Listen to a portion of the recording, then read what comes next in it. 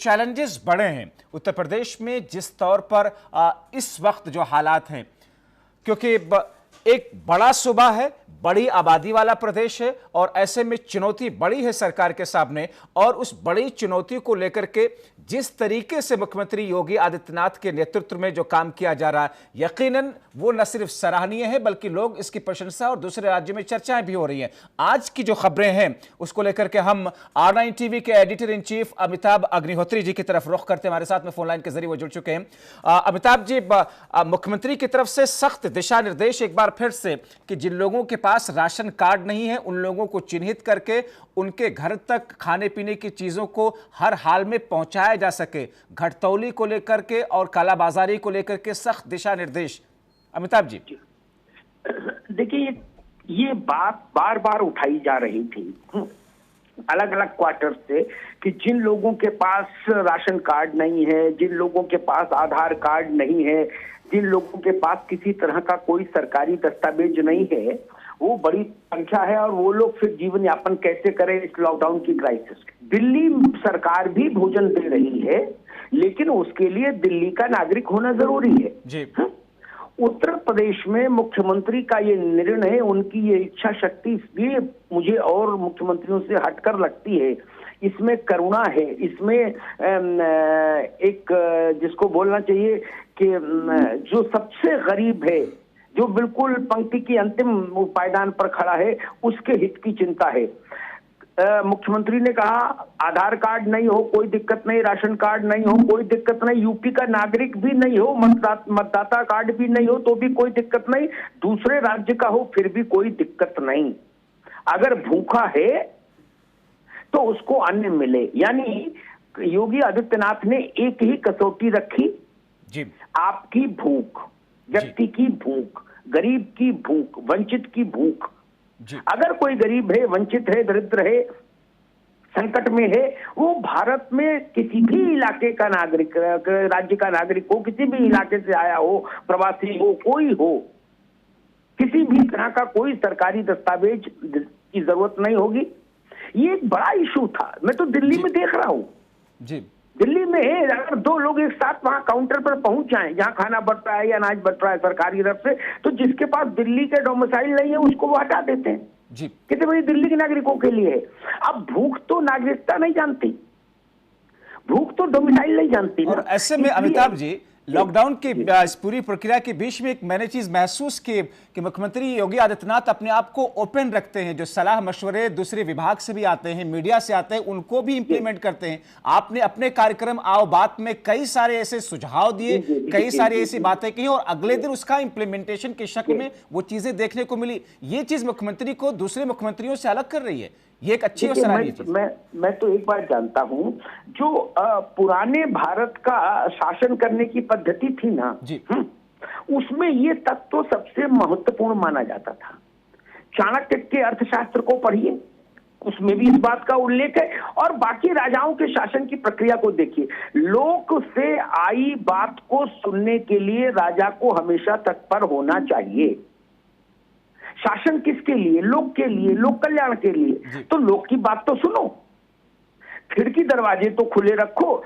मैं योगी आदित्यनाथ को इस मामले में औरों से अलग किस्म का मुख्यमंत्री मानता हूं कि वह लोक की बात को सुनते हैं, गुनते हैं, और अगर वो सारगर्भित लगती है तो बिना कोई देरी किए, बिना ये देखे हुए कि सुझाव देने वाले का चेहरा कैसा है, वो उस सुझाव को अमली जामा पहना देते हैं। ये एक विशेषता है। और आज मैं इस खबर पर सिर्फ इसीलिए जुड़ा, इतनी ही बात कहने के लिए कि शासक में ये करुणा होनी चाहिए जी। उनके शासक के राज्य में कोई भूखा सोए, इससे कोई बुरी बात हो नहीं सकती। और एक और चीज लोकतंत्र हो चाहे कोई तंत्र हो जी, एक और चीज अमिताभ जी, अब जो मुख्यमंत्री को अलग कर रही है, क्योंकि उत्तर प्रदेश 23 करोड़ की आबादी, अगर ये अलग देश होता तो दुनिया का 5वां देश होता। इतनी बड़ी आबादी वाला इतना बड़ा सूबा और वहां पर दूसरे राज्यों के मुकाबले व्यवस्थाएं ज्यादा बेहतर है, बल्कि उत्तर प्रदेश के मॉडल को दूसरे राज्य इंप्लीमेंट कर रहे हैं। इसके लिए दूरअंदेशी तो होनी है, साथ में संयम कितना बड़ा चैलेंज जी। तो तीन चीजें समझनी है यहाँ। एक तो 22-23 करोड़ की आबादी, दूसरा कई हजार मजदूर दिल्ली से अपनी घर वापसी किए इसी के दौरान, कोरोना काल के दौरान ही, वो संकट। और दूसरा, देशी विदेशी जमातियों का सबसे भीषण उत्पात का जो रण क्षेत्र बना वो उत्तर प्रदेश ही बना। गांव गांव भागे, गली गली, गांव गांव, मस्जिद मस्जिद बवाल किया, कोरोना फैलाया। इन तीनों चुनौतियों के बाद भी 22-23 करोड़ की आबादी को सामने रखकर अभी सांख्यिकी जो है, अभी जो डेटा है उसको एनालाइज करके देख लीजिए, कोरोना पर सबसे प्रभावी नियंत्रण हिंदुस्तान के किसी भी सूबे में अगर पाया गया तो वह उत्तर प्रदेश है जी। आप सापेक्ष आंकड़े उठाकर देख लीजिए। इसलिए भी मैं कहता हूं कि योगी आदित्यनाथ ने चूंकि खुद फ्रंट फुट पर खेलने का फैसला किया, वो केवल अपने को सीमित नहीं रखते कार्यालय तक, हर चीज की मॉनिटरिंग, हर चीज खुद देखते, प्रत्यक्ष अनुभव लेने की कोशिश करते हैं। कम्युनिटी किचन भी चले जाते हैं देखने के भाई कैसा खाना बन रहा है, उसकी गुणवत्ता कैसी है, लोगों से मिल रहे हैं, उनके सुझावों को सुन रहे हैं। तो वो जो एक लीडरशिप क्वालिटी होती है कि भाई फ्रंट पर सेनापति खुद है, तो सेना का मोरल अप होता है। इसीलिए जो टीम 11 है मुख्यमंत्री की, ये इसलिए और अच्छे से परफॉर्म कर पा रही है क्योंकि मुख्यमंत्री का भरोसा इनको हासिल है और मुख्यमंत्री की अगुवाई भी हासिल है जी। और एक मुख्यमंत्री खुद लगातार 20 घंटे, 21 घंटे, 19 घंटे परिश्रम कर रहे हैं जी। एक और चीज, जो जिस तरीके से जिस साहस के साथ मुख्यमंत्री फैसले लेते हैं और उसका पालन जमीनी स्तर पर हो रहा है, चाहे ऐसे उत्पात मचाने वालों के खिलाफ एनएसए के तहत कार्रवाई हो या फिर जो टूट फूट हुई भरपाई उन्हीं के जरिए किया जाना, ये साहस दूसरे मुख्यमंत्री उस स्तर पर नहीं दिखा पाते हैं। मुख्यमंत्री के लिए, उनके दिल में जनता के लिए जो प्यार है, तो कानून तोड़ने वालों के लिए उसी तरह की सख्ती, और जाहिर तौर पर जब शासक सख्त और प्यार और सख्ती दोनों के साथ आगे बढ़े तो फिर निचले स्तर पर अधिकारी भी उसी अंदाज में आगे बढ़ते हैं, और यही वजह है कि उत्तर प्रदेश अलग है आज।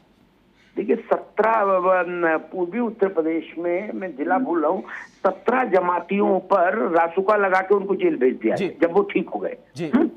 तो योगी सरकार में वो यही मान लीजिए, कायदे में रहोगे तो फायदे में रहोगे जी। कायदा तोड़ेंगे तो आप किसी वर्ग से हो, आपको धर्म जाति के आधार पर संरक्षण नहीं मिल सकता। आपको जाने को मुरादाबाद की घटना घटी, 17 लोग तत्काल जेल भेजे गए, उनमें कईयों पर कई संगीन धाराओं में मुकदमा हुआ, कुछ पर एनएसए लगा तत्काल। ये उनके काम करने की शैली है चीफ मिनिस्टर की, योगी आदित्यनाथ की, तत्काल निर्णय और निर्णय ले लेना और उसके बाद उस पर टिकना, ये भी एक उनकी विशेषता है, उनका स्वभाव है। वो फिर निर्णय, होर्डिंग का मसला आया था, आपने देखा होगा जी जी, तोड़फोड़ करने वालों के खिलाफ दुनिया भर में अलग अलग किस्म की राय आई, अदालतों में मामले गए, मुख्यमंत्री ने कानून ही बना दिया कि चलिए आइए, अदालत ने पूछा कानून कौन सा है, उन्होंने कानून दे दिया बना के कि इस कानून के तहत अब आप सरकारी संपत्ति को, सार्वजनिक संपत्ति को नुकसान पहुंचाएंगे तो घर मकान दुकान बेच के आपकी भरपाई की जाएगी। एक फर्म एक्शन, और उस एक्शन को फिर लास्ट तक डिफेंड करना, उसके साथ खड़ा होना, ये उनकी ही अपनी कार्यशैली है योगी आदित्यनाथ की जी। मगर अमिताभ जी, कुछ ऐसी भी चीजें हैं जिसको लेकर के आम जनता के बीच में एक चिंता भी है कि एक बहुत बड़ा वर्ग ये है जो मजदूर है, तबके से हैं, गरीब हैं, जिनको स्मार्ट मोबाइल फोन चलाना नहीं आता, वो ऑनलाइन अप्लाई नहीं कर सकते हैं राशन के लिए। अब ऐसे लोग जो राशन कार्ड होल्डर नहीं हैं, उनको चिन्हित किए जाने की जिम्मेदारी एक बड़ी चुनौती है, बड़ी तादाद में ऐसे लोग हैं। नहीं, आप फिर गलत दिशा में चले गए। जब्बार, सरकार ने आज सुबह 11 बजे ये तय कर दिया, ration card online, offline, MNREGA card, मतदाता पहचान पत्र कार्ड, आधार कार्ड, किसी तरह के कार्ड की जरूरत नहीं जी।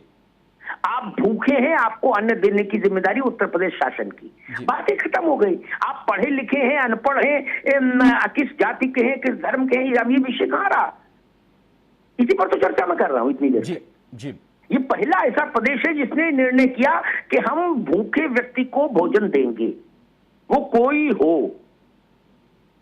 और ऐसे में पूरे भारत में पूरब पश्चिम उत्तर दक्षिण कहीं का रहने वाला हो, उत्तर प्रदेश के भूभाग पर अगर वो है तो उसको खाद्यान्न मिलेगा, भोजन मिलेगा, ये तय किया मुख्यमंत्री ने। इसमें किसी तरह का कागज नहीं मांगा जाएगा, ना ऑनलाइन ना ऑफलाइन। जी मैं इसीलिए कह रहा था ताकि प्रदेश के जो लोग इस वक्त इस चर्चा को, आपकी बातों को सुन रहे हैं, वो लोग ये समझे कि जो टीम बनाई है मुख्यमंत्री योगी आदित्यनाथ ने जिला के स्तर पर, वो खुद उनके घरों तक पहुंचेगी। आपको कोई ऑनलाइन अप्लाई नहीं करना अगर आपके पास में राशन कार्ड नहीं है। अमिताभ जी, जिस तरीके से इस वक्त तेजी के साथ में उत्तर प्रदेश में जो संक्रमण को रोकने की जो प्रक्रिया आगे बढ़ रही है, आगे आने वाले दिनों में जाहिर तौर पर चैलेंज तो काफी कुछ उस पर पार पाने की कोशिशें भी कामयाब होती हुई दिख रही हैं। आपके कुछ ऐसे सुझाव हैं जो सरकार को और उन चीजों की तरफ ध्यान देना चाहिए? क्योंकि जब जब आपने सुझाव दिए हैं, आपने सर जब जब सुझाव दिए हैं, सरकार ने उसको इंप्लीमेंट किया है, जमीनी स्तर पर वो चीजें दिखी। सरकार प्रोएक्टिव मोड में है, दिख रहा है। और टेस्ट करने की क्षमता का जितनी तेजी से उसमें बढ़ोतरी उत्तर प्रदेश ने की, उतना वो इंडिया भारत का एवरेज नहीं है। देश के एवरेज से ज्यादा बड़े एवरेज पर जाकर उत्तर प्रदेश ने टेस्ट करने की क्षमताओं में वृद्धि की हर दिन। आज उत्तर प्रदेश सेक्टरी लेवल पर टेस्ट कर रहा है। और कल राहुल गांधी ने कहा था कि पूरे देश भर में हर आदमी का टेस्ट कर डालो। तो एम्स के जो डायरेक्टर हैं गुलेरिया, डॉक्टर गुलेरिया, उन्होंने उस पर बहुत प्रामाणिक टिप्पणी करते हुए कहा था कि ये ना समझिए, दुनिया का कोई मुल्क पूरे देश का टेस्ट नहीं करता कभी भी, संभव भी नहीं हो पाएगा जी। का टेस्ट करना का मतलब है समय और संसाधनों की बर्बादी जी। जो संभावित इलाके हैं वहां उत्तर प्रदेश सरकार लगातार टेस्टिंग की सप्लाई बढ़ा रही है। और ये पहला राज्य है जिसने पूल टेस्टिंग शुरू की परसों। भारत का पहला राज्य है जिसने पूल टेस्टिंग शुरू की है, जिससे ये पेनिट्रेशन और नीचे तक गया है जबान। जी चलिए, बहुत शुक्रिया अमिताभ अग्निहोत्री जी।